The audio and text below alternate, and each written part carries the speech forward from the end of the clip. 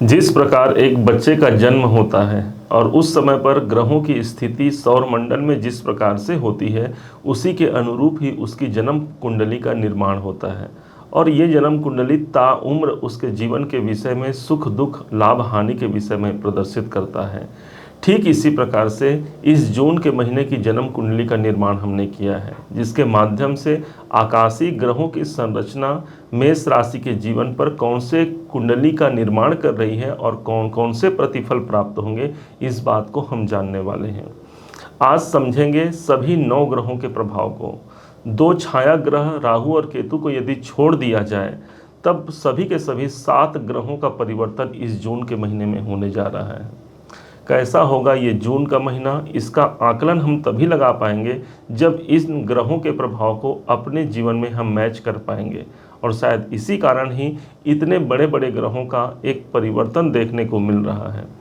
सबसे बड़ा परिवर्तन 1 जून को ही आ रहा है, जिस दिन ग्रहों के राजकुमार माने जाने वाले, ग्रहों के सेनापति माने जाने वाले मंगल का गोचर परिवर्तन हो जाएगा।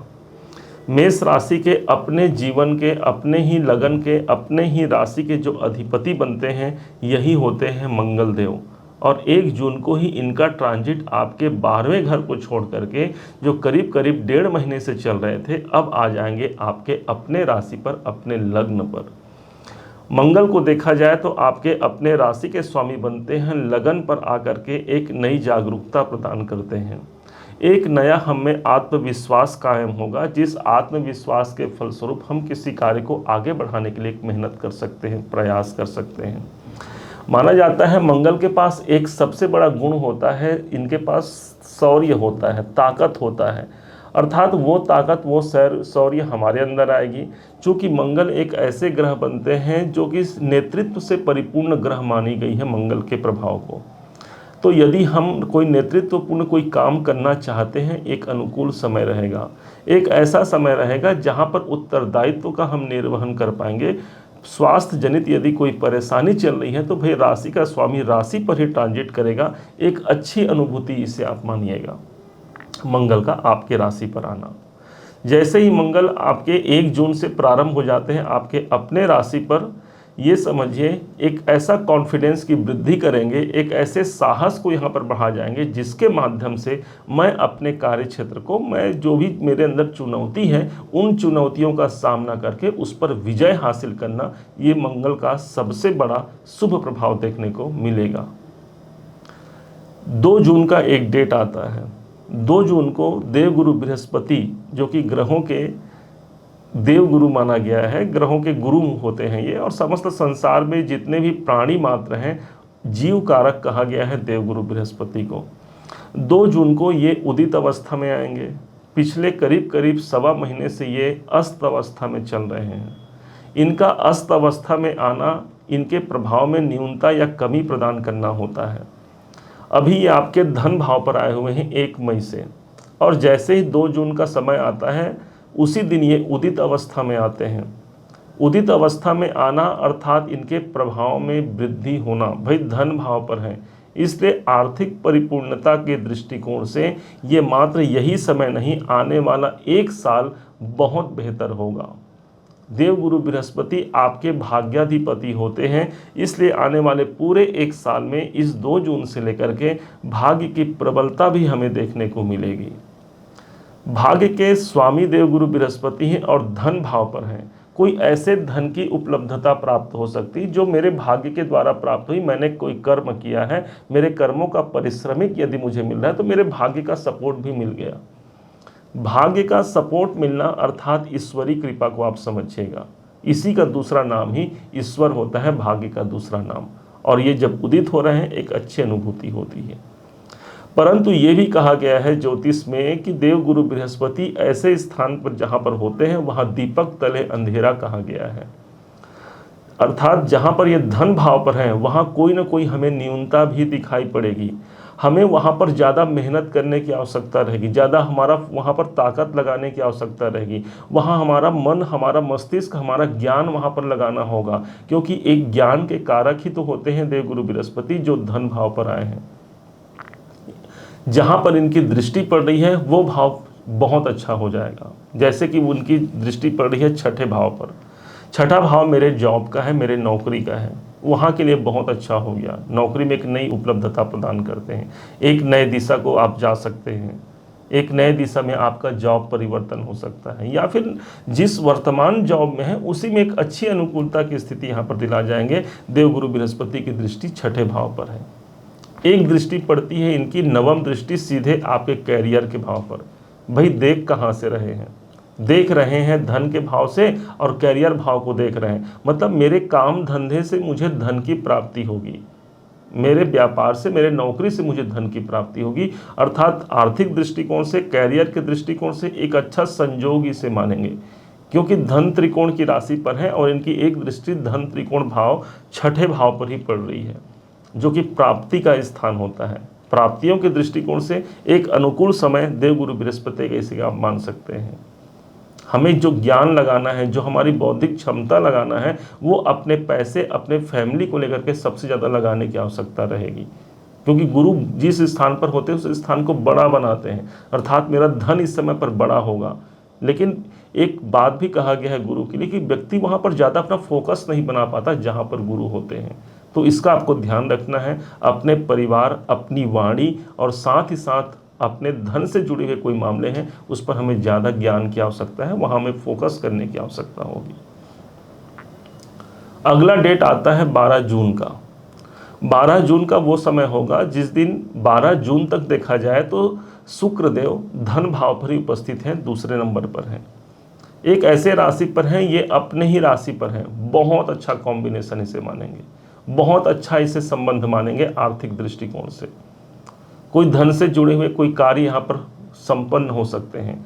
ध्यान दीजिएगा, 4 के 4 ग्रह अभी धन भाव पर हैं और उसमें से 3 ग्रह आपके तीसरे घर पर फिर प्रवेश कर जाएंगे इसी जून के महीने में। तो 12 जून का समय आर्थिक दृष्टिकोण से अनुकूल। परिवार में कोई मांगलिक कार्य संपन्न हो सकते हैं, परिवार में एक नई आपके जो उत्तरदायित्व प्राप्त हो उसका निर्वहन कर पाएंगे। धन से जुड़े हुए कोई मामले हैं वहाँ पर आप पूरा काम कर पाते हैं।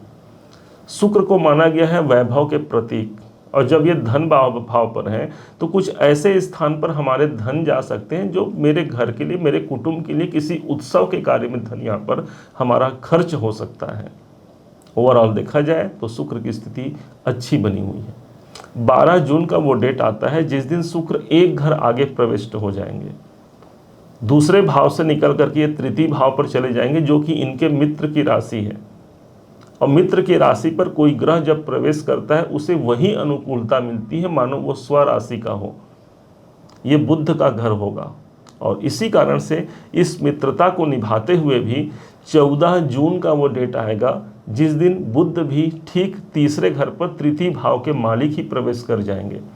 अर्थात बुध और शुक्र का एक कॉम्बिनेशन मिल जाएगा। जो लोग व्यापारी वर्ग हैं, जो बिजनेस करते हैं, उनके लिए एक बहुत गोल्डन चांस होगा। ये अपने व्यापार में एक नए स्थिति को प्राप्त करेंगे, क्योंकि शुक्र हमारा पैसा है, धन है, और बुध हमारा व्यापार है।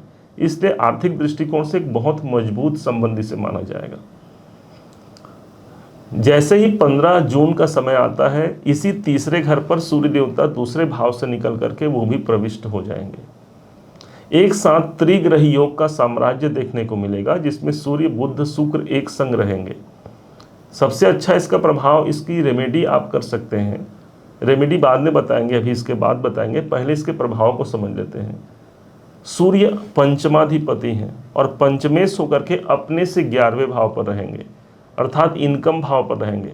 हमारे माइंड से, हमारे कोई डिसीजन से हमें इनकम मिल सकता है। बच्चों को लेकर के एक अच्छी खबर यहाँ पर प्राप्त होती है, क्योंकि इनकम भाव पर अपने से 11वें भाव पर जा रहे हैं। बच्चों के दृष्टिकोण से एक अच्छा समय मानेंगे। उनके कैरियर, उनके एजुकेशन को लेकर के कोई गुड न्यूज़ हमें मिल सकता है। तीसरा घर मेरे एग्रीमेंट का होता है और बुध देवता स्वयं एग्रीमेंट के कारक होते हैं, इसलिए तृतीय भाव पर आकर के एक कोई नया एग्रीमेंट यहाँ पर कायम कर सकते हैं, चाहे वो वाचिक हो या कोई लिखित हो, कोई ना कोई एक अच्छा अनुबंध यहाँ पर करा पाते हैं। क्योंकि यही बुध आपके जीवन में ये छठे भाव के स्वामी हैं। हो सकता है कोई जॉब से रिलेटेड, कोई नौकरी से रिलेटेड एग्रीमेंट हो सकता है। चूँकि आप इंक्रीमेंट यदि चाहते हैं तो देखिए, इनके स्वामी बुध हैं और बुध ही तीसरे घर पर चल रहे हैं। अगर देखा जाए तो इस भाव से 7, 8, 9, 10 दसम भाव पर है। तो जब कोई ग्रह अपने से दसम भाव पर जाएगा तो वो कैरियर को प्रदान करेगा। तो बुध का जो ट्रांजिट होगा इस महीने में वो विशेष महत्वपूर्ण होगा आपके नौकरी, आपके कैरियर के लिए। बुध को कहा गया है एक नपुंसक ग्रह कहा गया है, डुअल ग्रह कहा गया है बुध को।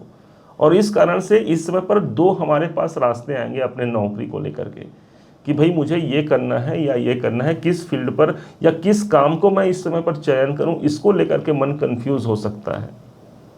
लेकिन दो रास्ते तो कम से कम यहाँ पर मिलते हैं और अपने निर्णय से, अपने विवेक से उस सही मार्ग का अनुसरण आपको करना है।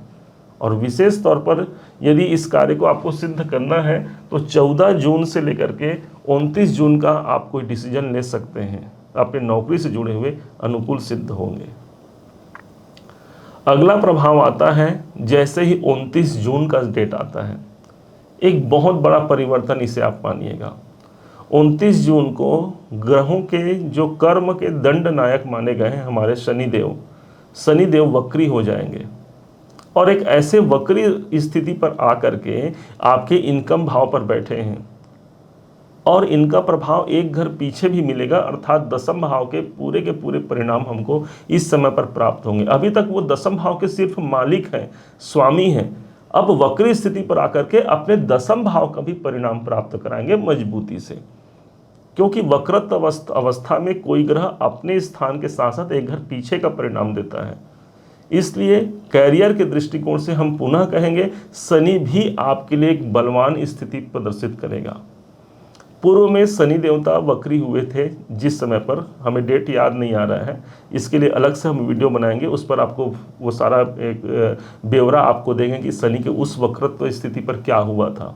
यदि आप पास्ट में जाकर देखें तो एक समय ऐसा था, शायद मुझे जहाँ तक याद है ये सितंबर के आसपास का समय था, अगस्त सितंबर का समय रहा है, जिस समय पर ये वक्री अवस्था में थे, हमारे काम बनने को प्रारंभ हुए ही थे कि पुनः फिर से मार्गी आ गए। इसका मतलब क्या हो गया कि मेष राशि के वो काम को पुनः फिर से आगे संचालित करने आ रहे हैं। भाई उस भाव के मालिक हैं, उस भाव से संबंधित रिजल्ट हमको प्रदान करेंगे।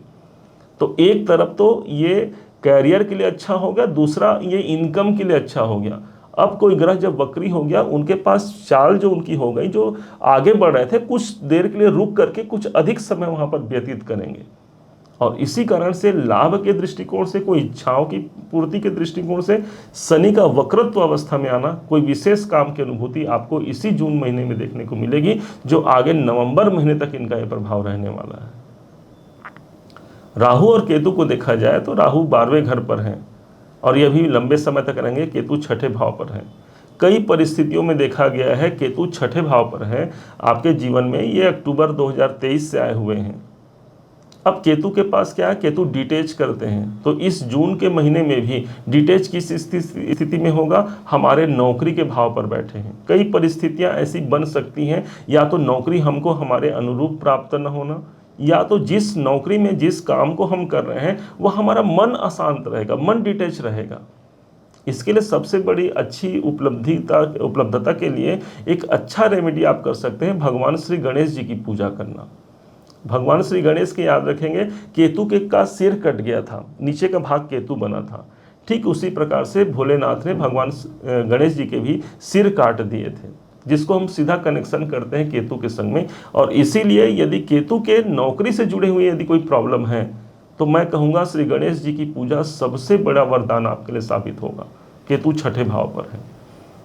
बुधवार के दिन हरा हरा दुर्वा अर्पण करना गणेश जी में सबसे अच्छा प्रमाण बताया गया है। केतु के दुष्प्रभाव को एकमात्र गणेश जी ही दूर करते हैं। और दूसरा, हमारे कुल के घर के देवी देवता, जो हमारे कुल की देवी होती है, उनका पूजा करना, उनका अनुसरण करना इस केतु को मजबूत बनाता है। और जो पूरे 1 साल तक आपके नौकरी के घर पर हैं, कोर्ट केस संबंधी घर पर हैं, तो वहाँ से एक अच्छी उपलब्धता दिखेगी, अच्छी वहाँ पर से गुड न्यूज़ वहाँ पर प्राप्त होगा। राहु को समझें, राहु 12वें घर पर बैठे हैं। राहु के पास एक भूख होती है, एक तड़प होती है। दोनों ही दृष्टिकोण समझते हैं इसका अच्छा क्या है, बुरा क्या है। बुरा ये है कि अगर 12वें घर पर राहु है तो कई प्रकार के खर्चों से हमें जोड़ जाते हैं। इनकम हमें प्राप्त हो रहा है, और इनकम प्राप्त हुआ कि नहीं हुआ और तुरंत ही मुझे वहाँ खर्चे की उपलब्धता दिख गई, सामने कोई ना कोई खर्चा बन गया। ये राहु है 12वें घर के, खर्च की अधिकता कराते हैं। लेकिन अच्छी बात ये हो गई कि राहु के अंदर, क्योंकि 12वां घर मेरे जीवन में बदलाव का है, 12वां घर मेरे जीवन में निवेश का है, विदेश का है, तो जो लोग कोई निवेश करना चाहते हैं बहुत अच्छा समय है। बड़े इन्वेस्टमेंट का प्लान आप बना सकते हैं, और अभी एक लंबे समय तक रहेंगे, साल भर का इनका समय बचा हुआ है अभी। यदि आप विदेश में रहते हैं तो ये समझिए राहु 12वें घर पर ही है, एक विदेशी ग्रह कहते हैं हम राहु को, और इसलिए विदेश से संबंधित कार्य आपके यहाँ पर पूर्ण हो सकते हैं। कोई बड़ा अचीवमेंट आपको दिला सकते हैं राहु, क्योंकि राहु के पास एक लिमिट नहीं है, एक लिमिटलेस ग्रह कहा गया है राहु को। 12वें घर पर है, एक बड़ी उपलब्धता, एक बड़ा बदलाव ला सकते हैं जीवन में। ध्यान रखेंगे, कोई कार्य यदि तात्कालिक रूप से परिवर्तन होता है, तुरंत में यदि कोई परिवर्तन दिखे, वो राहु का काम होता है, और यही राहु 12वें घर पर है। अब समझ लेते हैं उन तारीखों को जो तारीख आपके लिए सफलता कारक और उन्नति कारक होगा। उन तारीखों को भी जानेंगे जिस तारीख में हमें सतर्क रहने की आवश्यकता होगी। हमने कुछ तारीख निकाले हैं आपके लिए, आपके वर्तमान ग्रह गोचरों के आधार पर, इसे आप सुनिएगा। जून 2024 में मेष राशि के लिए शुभ तारीखें होंगी 3, 4, 7, 8, 24, 25 और 30 तारीख अनुकूल सिद्ध होंगी, जबकि 2, 10, 11, 19, 20, 21 और 29 तारीख में हमें सतर्क रहने की आवश्यकता रहेगी। यदि इन तारीखों में कोई आवश्यक कार्य करना हो तो अपने गुरुवर का आशीर्वाद लेकर के, अपने इष्ट देव का सुमिरन करके किसी कार्य को आप संपन्न करा सकते हैं। उम्मीद है आप सबने इसे समझा, आप सबने इसे जाना है। यदि आपने इसे समझा है, जाना है, मेरे समझाने का प्रयास यदि आपको सार्थक लगा हो, मेरे समझाने का तरीका यदि आपको सार्थक लगा हो, तो हर बार की भांति इस बार भी अपना प्यार जरूर दीजिएगा, अपना लाइक, अपना कमेंट जरूर कीजिएगा। पुनः एक बार फिर आप सभी का दिवस बहुत मंगलमय हो, इन्हीं शुभकामनाओं के साथ। जय श्री राम।